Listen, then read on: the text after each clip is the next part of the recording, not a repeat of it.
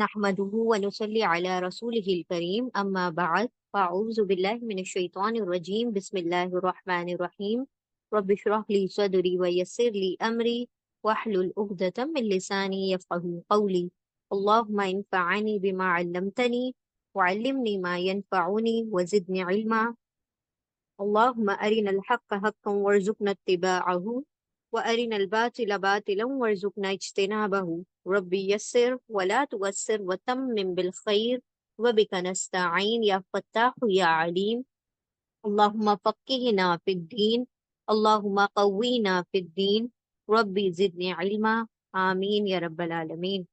السلام علیکم ورحمۃ اللہ وبرکاتہ۔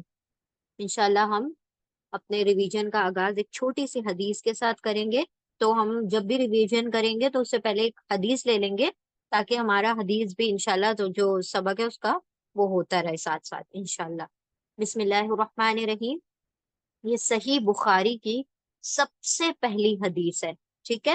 اور اس کے راوی صرف ایک ہی راوی ہے، مطلب وہ راوی کسے کہا جاتا ہے؟ نریٹر کو، یعنی جس نے آپ صلی اللہ علیہ وسلم سے اس بات کو سنا اور پھر آگے پہنچایا، اس شخص کو کہا جاتا ہے راوی، روایت کرنے والا یا نریٹر کہا جاتا ہے، ٹھیک ہے؟ تو یہ ایک واحد حدیث ہے جو ایک ہی نریٹر سے ملتی ہے، ایک ہی راوی سے ملتی ہے، اور وہ راوی کون ہے؟ حضرت عمر ابن خطاب رضی اللہ تعالیٰ عنہ، جو دوسرے خلیفہ ہیں حضرت عمر رضی اللہ تعالیٰ عنہ، صرف انہی سے یہ حدیث ملتی ہے۔ اور امام بخاری نے سب سے پہلے، مطلب تمام احادیث کو جب چھانٹا، اس کے بعد اس کو سب سے پہلے اپنی بک میں جگہ دی ہے، ٹھیک ہے؟ کیوں جگہ دی ہے؟ کیونکہ دیکھیں یہ حدیث ہی اتنی امپورٹنٹ ہے کہ باقی سارے عمل جو ہیں وہ اسی حدیث کے اوپر کیا کرتے ہیں؟ مطلب ڈپینڈ کرتے ہیں۔ تو انشاءاللہ ہم شروع کرتے ہیں۔ یہ حدیث کس تعلق سے ہے؟ نیت کے تعلق سے، یعنی جو ہمارا انٹینشن ہوتا ہے، جو ہماری نیت ہوتی ہے کسی بھی عمل کو کرنے سے پہلے، اس کے تعلق سے یہ حدیث ہے۔ تو انشاءاللہ ہم پڑھتے ہیں پھر ایکسپلین کرتے ہیں۔ بسم اللہ الرحمن الرحیم۔ وعن امیر المؤمنین ابی حفص عمر بن خطاب رضی اللہ تعالی عنہ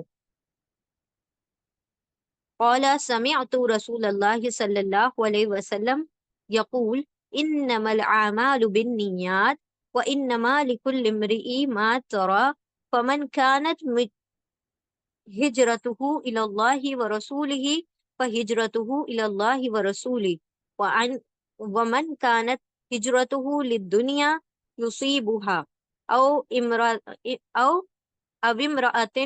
ينكحها فہجرته الى ما ہاجر الیہ۔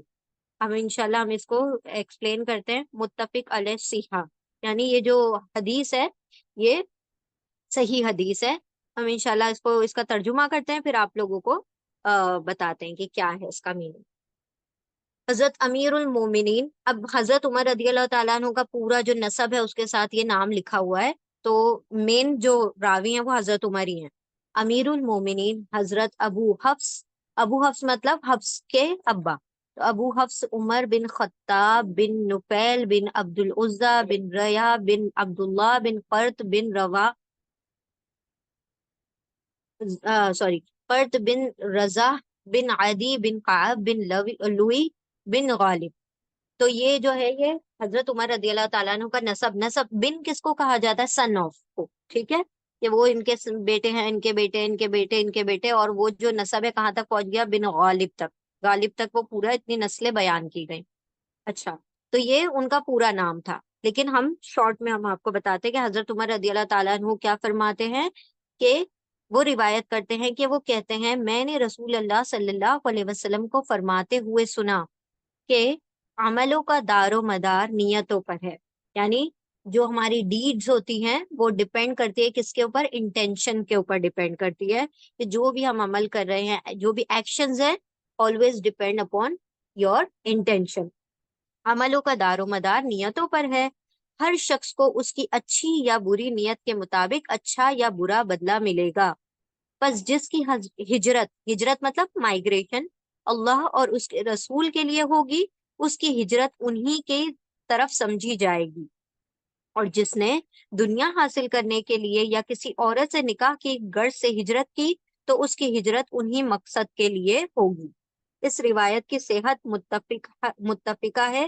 اسے امام المحدثین ابو عبداللہ محمد اسماعیل بن ابراہیم بن مغیرہ بن بروزبہ جعفی بخاری اور امام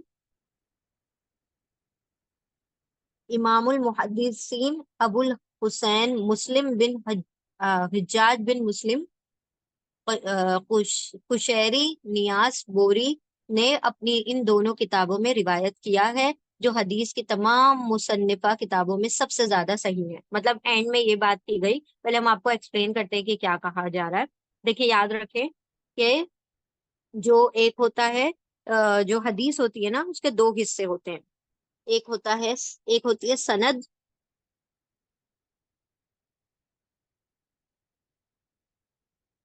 پھر دوسرا ہوتا ہے متن۔ ٹھیک ہے، سند کس کو کہا جاتا ہے کہ ہاں انہوں نے کس سے سنا، انہوں نے اس سے سنا، اس سے سنا، اس سے سنا، پھر انہوں نے آپ صلی اللہ علیہ وسلم سے سنا اور پھر اس کو بیان کیا۔ مطلب جو بھی جتنے بھی لوگوں نے آپ سن کے آپ صلی اللہ علیہ وسلم سے جو بات بیان کی، اس کو کہا جاتا ہے سند۔ ٹھیک ہے، سند۔ تو کون کون اس کے راوی ہیں، کون کون اس کے نریٹر ہیں، کون کون اس کو سنانے والے ہیں، وہ جو پورا لکھا ہوا ہوتا ہے وہ حصہ جو امیر المومنین سے لے کر آپ صلی اللہ علیہ وسلم تک حصہ لکھا ہوا ہے، وہ سند کہلائے گا۔ متن کس کو کہا جاتا ہے؟ متن کہا جاتا ہے جو ٹیکسٹ ہوتا ہے، جو اصل حدیث ہوتی ہے۔ تو اس میں مین جو حدیث ہے وہ کتنی ہے؟ وہ یہی ہے کہ عملوں کا دار و مدار نیتوں پر ہے، اور جس نے جس نیت سے ہجرت کی، اس کا اسی انٹینشن میں شمار ہوگا، مطلب اس کا جو عمل ہے اسی کے اوپر ڈیپینڈ کرے گا۔ اگر کوئی بندہ اس نیت سے ہجرت کر رہا ہے، کیونکہ ہجرت کا حکم ہوا تھا نا آپ صلی اللہ علیہ وسلم کو، تو اسی کے تعلق سے یہاں پر بیان کیا جا رہا ہے کہ ہجرت بہت بڑا اس وقت جب اللہ رب العزت نے حکم دیا تھا ہجرت کرنی ہے، تو وہ سب سے بڑی نیکی تھی اس وقت۔ یعنی اللہ سبحانہ و تعالیٰ جس دور میں جس چیز کی جو ڈیمانڈ ہوتی ہے، وہ جو پکار ہوتی ہے، اگر وہ اس وقت میں کی جائے وہ نیکی، تو وہ کیا ہوگی؟ وہ سب سے بڑی نیکی مانی جائے گی۔ ٹھیک ہے، تو وہ ہجرت کا جب حکم ہوا تو اللہ سبحانہ و تعالیٰ یہاں پر یہ جو آپ صلی اللہ علیہ وسلم نے یہاں پر فرما دیا کہ جو جس نیت سے ہجرت کر رہا ہے، ایگزامپل دے کے بتایا۔ مطلب اصل حدیث کیا ہے؟ عملوں کا دار و مدار نیتوں پر ہے، ایکشنز ڈیپینڈ اپون انٹینشن۔ جو بھی ہم عمل کریں گے، چاہے وہ اچھا کر رہے ہیں چاہے برا کر رہے ہیں، کیا نیت ہے ہماری، کیا انٹینشن ہے ہمارا، اسی کے حساب سے ہم کو اجر ملے گا۔ اب ایک بندہ ہے جو ہجرت کر رہا ہے، اور ہجرت اس لیے کر رہا ہے کہ اللہ اور اللہ کے رسول کو راضی کرے اور اللہ کے حکم کو پورا کرے، تو اس کی ہجرت اس نیت پر ڈیپینڈ تھی، تو اللہ اس کو ایسے ہی اجر دے گا۔ پھر دوسرا اگزامپل بتایا گیا کہ اگر کسی نے ہجرت اس لیے کی کہ بھائی میں وہاں جاؤں گا اور بہت مال بکے گا اور میرا بہت زیادہ تجارت اور منافع ہوگا، تو اس کا انٹینشن کیا تھا؟ دنیا کمانا تھا، تو اللہ رب العزت اس کو ویسے ہی اجر دیں گے۔ اگر وہ حلال طریقے سے کمائے گا تو وہ الگ بات ہے، تو اس کا اب اس کو وہ اجر نہیں ملے گا جو اللہ اور اللہ کے رسول کے لیے ہجرت کرنے کا اجر تھا۔ ٹھیک ہے، اور پھر یہاں پر ایک اور بات کہی گئی کہ اگر کوئی شخص اس لیے ہجرت کرتا ہے کہ وہ کسی عورت سے نکاح کرے وہاں پر جا کر، تو اس کی ہجرت اسی کے لیے مانی جائے گی۔ اس کی ہجرت اس لیے نہیں مانی جائے گی کہ اس نے اللہ اور اللہ کے رسول کے لیے ہجرت کی۔ کیا مطلب، کیا سمجھ آیا اس سے یہ بات سمجھ آتی ہے کہ بندہ جو نیت کر لیتا ہے دل میں، جو اس کے دل میں مطلب اس کا انٹینشن بن جاتا ہے، اللہ رب العزت اسی کے مطابق اسی کے اوپر کیا کرتے ہیں؟ اس کو ریوارڈ دیتے ہیں، اس کو اجر عطا کرتے ہیں۔ تو اگر کوئی بندہ نیکی کر رہا ہے، بہت بڑی بڑی نیکی کر رہا ہے، اور اس کی نیت یہ ہے کہ مجھے اجر اللہ رب العزت عطا کرے، تو یقیناً اللہ رب العزت اس کو اس نیکی میں اجر عطا کریں گے۔ لیکن اگر کوئی بندہ اس لیے نیکی کر رہا ہے کہ لوگوں میں میرا نام ہو جائے، مجھے فیم مل جائے، میں کیا کروں، میرے نام جو ہے اخباروں میں چھپ جائیں اور سوشل میڈیا پہ میں بہت زیادہ فیمس ہو جاؤں، تو اللہ رب العزت اس کو آخرت میں ذرہ برابر بھی اجر نہیں دے گا۔ وہ فیم چاہتا ہے، اللہ اس کو دنیا میں فیم دے دے گا۔ کیوں؟ کیونکہ وہ چاہتا تھا کہ میں مشہور ہو جاؤں، میری جو ہے ناموری ہو جائے، تو وہ اس کی نیت تھی، لیکن کر رہا تھا نیکی، کام تو بہت بڑا کیا اس نے، لیکن نیت میں کیا آ گیا؟ کھوٹ آ گیا، دکھاوا آ گیا، تو اس کو وہ اجر نہیں ملے گا نیکی کرنے کا جو اس نے کیا ہے۔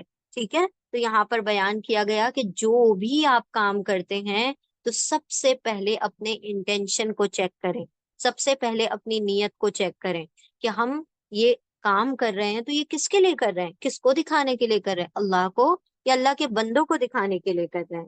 ٹھیک ہے، تو نیت کا اخلاص بہت زیادہ ضروری ہے۔ ہاں جی، ابھی وہ ہم ایکسپلین کرتے ہیں وہ والا پوائنٹ بھی، ریاکاری والا بھی۔ اب یہ جو اگزامپل تھا نا کہ کوئی کسی عورت کے لیے ہجرت کرے گا، وہ اس کی ایک روایت ہے کہ بعض روایت میں اس حدیث کا پس منظر یعنی کہ اس کا بیک گراؤنڈ جو ہے، بیہائنڈ دا سین کیا بات تھی، وہ کیا ہے کہ ایک شخص نے قیس نامی عورت کو نکاح کا پیغام بھیجا۔ مطلب وہ شخص جو تھا، قیس نام کی ایک عورت تھی، اس کو پسند کرنے لگا تو اس نے اس کو نکاح کا پیغام بھیج دیا۔ اس نے اس وقت تک نکاح کرنے سے انکار کر دیا جب تک وہ ہجرت نہ کرے۔ مطلب وہ قیس جو تھی، اس نے کہا کہ تم کو ہجرت کر کے یہاں آنا پڑے گا تبھی میں تم سے نکاح کروں گی، ادروائز میں تم سے نکاح نہیں کروں گی۔ تو کیا کیا چنانچہ اس نے کیا کیا، اس کی اس شرط کی وجہ سے ہجرت کر لی، یعنی اس کی بات کو مان لی اور ہجرت اسی لیے کی کہ میں جا کے نکاح کروں۔ تو اب اس کو وہ اجر ملے گا کیا جو ہجرت جو صحابہ کرام نے کی تھی، کس بنا پر کہ اللہ اور اللہ کے رسول کا حکم ہے؟ نہیں، اب وہ اجر نہیں ملے گا۔ اب اس کی نیت کیا تھی کہ میں ہجرت اس لیے کروں کہ وہ قیس جو ہے اس سے نکاح کروں، تو وہ وہاں پر پہنچ گیا اور کیا ہو گیا، بالآخر ان دونوں کا نکاح ہو گیا۔ اس شرط کی وجہ سے ہجرت کر لی اور وہاں جا کر دونوں کا باہم نکاح ہو گیا۔ چنانچہ صحابہ میں اس کا نام ہی مہاجر قیس مشہور ہو گیا، یعنی مہاجر قیس یعنی قیس کے لیے ہجرت کرنے والا، ایسا شخص جس نے ایک عورت کے لیے ہجرت کی۔ تو اسی کو وہاں پر حدیث میں کوٹ کیا گیا ہے کہ جو جس نیت سے ہجرت کر رہا ہے، تو صرف ہجرت کی بات نہیں ہم کہہ رہے ہیں، نیت ہر عمل میں آئے گی۔ اللہ رب العزت نے آپ صلی اللہ علیہ وسلم نے ایک میجر اگزامپل دیا کہ ہجرت جیسی بڑی چیز ہے، ہجرت کرنا کوئی آسان بات نہیں ہوتی ہے۔ انسان اپنا گھر بار سب کچھ چھوڑ کر جاتا ہے تو یہ بہت بڑا کام ہوتا ہے۔ تو یہاں پر اللہ سبحانہ و تعالی، اللہ کے رسول صلی اللہ علیہ وسلم نے ایک اگزامپل دے کر بتایا، لیکن ہر وہ نیکی جو ہم کر رہے ہیں اس سے پہلے ہمیں اپنی نیت کا جائزہ لینا بہت زیادہ ضروری ہے۔ اس حدیث کی بنیاد پر علماء کا اتفاق ہے، اور یہ ہم نے ابھی اوپر جو ٹیکسٹ میں پڑھا تھا، اردو تھوڑی سی ہیوی ہے تو ہم آپ کو بتا دیتے ہیں کہ یہاں پر وہ جو نام تھے اتنے بڑے بڑے سے، وہ اس میں یہ لکھا ہوا ہے کہ امام بخاری اور امام مسلم جو دو کتابیں ہم جو بہت زیادہ کیا ہے اوتھینٹک ہیں، بخاری اور مسلم ہم کہتے ہیں نا حدیث کی کتاب بخاری اور مسلم، باقی لوگوں کو شاید نام پتا بھی نہیں ہوتے، بخاری مسلم کا سب کو پتا ہوتا ہے۔ تو دونوں ہی کتاب میں یہ حدیث کوٹ کی ہوئی ہے، دونوں ہی کتاب میں یہ حدیث روایت کی ہوئی ہے۔ اس حدیث کی بنیاد پر علماء کا اتفاق ہے کہ اعمال میں نیت ضروری ہے اور نیت کے مطابق ہی اجر ملے گا، تاہم نیت کا محل دل ہے، یعنی دل میں نیت کرنا ضروری ہے۔ یہاں پر ایک بات بیان کر دی گئی کہ ضروری نہیں آپ اعلانیہ کہیں ہر بات کو کہ یہ میں نے نیت کی کہ میں یہ ہجرت جو ہے میں اللہ کے لیے کر رہی ہوں، یہ میں نے نیت کی، آپ کو منہ سے بولنا ضروری نہیں ہے۔ اصل نیت کیا ہے؟ دل میں اگر ارادہ آپ نے کر لیا تو وہ کیا ہو گئی، وہ آپ کی نیت ہو گئی۔ ٹھیک ہے، اور اس کے اندر دوسری چیز کیا آ گئی ہے کہ نیت کے اندر ایک تو یہ کہ اللہ رب العزت کی رضا شامل ہونا چاہیے، تو وہ کیا ہے، اخلاص بھی کہا جاتا ہے اس کو۔ اخلاص مطلب جو بھی میں عمل کروں وہ صرف اور صرف اللہ کے لیے کروں، کسی کے لیے نہ کروں، اس میں میری نیت یہ شامل ہو کہ یہ عمل جو ہے میں اللہ کے لیے کر رہی ہوں، تو یہ کیا کیا ہوگا، اخلاص کہلائے گا۔ اخلاص مطلب سنسیئرٹی، جب آپ کوئی کام سنسیئرلی کر رہے ہیں، اس کا مطلب صرف آپ اللہ رب العزت کے کو راضی کرنے کے لیے اگر کوئی کام کرتے ہیں، مطلب وہ کام اخلاص کے ساتھ ہوا۔ ہاں، آپ بندوں کو راضی کرنے کے لیے کر رہے ہیں، اس میں اللہ کی ناراضگی مول لے رہے ہیں، تو پھر وہ اس میں اخلاص نہیں ہے۔ ہم سمجھتے ہیں کہ ہم جو رسم ہے، رواج ہے، ارے دنیا کیا کہے گی، ہم ایسے نہیں کریں گے تو کیا بنے گا ہمارا، اگر ایسے نہیں کریں گے تو لوگ تھو تھو کریں گے، ارے ایسے نہیں کریں گے تو لوگ کیا کہیں گے۔ تو ہم یہ جو لوگ کیا کہیں گے کی وجہ سے ہم لوگوں کو تو راضی کر دیتے ہیں، اللہ رب العزت کو ناراض کر دیتے ہیں۔ اور یاد رکھیں اس بات کو کہ لوگوں کو آپ کتنا بھی راضی کرنے کی کوشش کریں، آپ راضی نہیں کر سکتے۔